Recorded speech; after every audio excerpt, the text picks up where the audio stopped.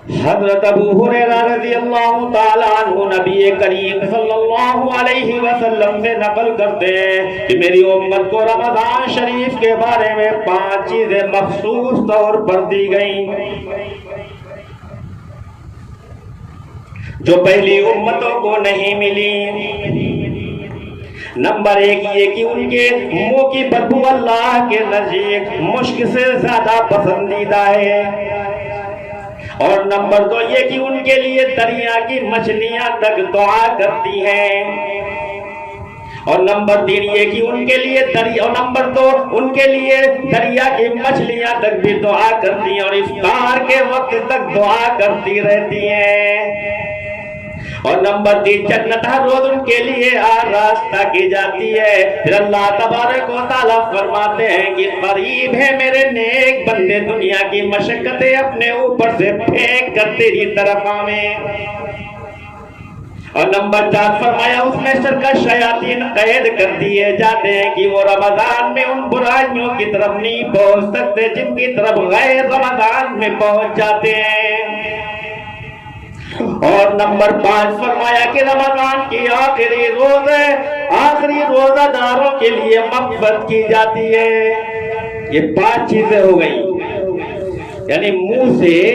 خالی معدے کی وجہ سے جو بدبو آنے لگتی ہے اللہ تبارک و تعالیٰ کے نزدیک وہ مشک عنبر سے زیادہ پسندیدہ ہے۔ اور نمبر 2 پر فرمایا پیغمبر اعظم صلی اللہ علیہ وسلم نے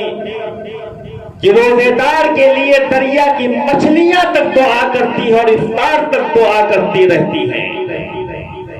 اور نمبر 3 پر فرمایا کہ جنت ہر روز ان کے لیے سجائی جاتی ہے، سنواری جاتی ہے۔ ہائے ہائے مسلمانوں، روزے داروں کے لیے جنت سجائی جا رہی ہے اور ہم بغیر روزے کے دن بھر رہتے ہیں، پورا رمضان کا مہینہ بغیر روزے کے گزار دیتے ہیں، اور روزے داروں کے لیے جنت سجائی جاتی ہے۔ وہ کون سا دن آئے گا، وہ کون سا وقت آئے گا، وہ کون سی ساعت آئے گی، وہ کون سا لمحہ آئے گا، وہ کون سے اوقات آئیں گے جن اوقاتوں میں گنہگار اپنی بخشش کروائے گا، جب رمضان المبارک کے متبرک مہینے میں اپنے لیے جنت کو وہ سنوارنا پسند نہیں کرتا اور سجوانا پسند نہیں کرتا۔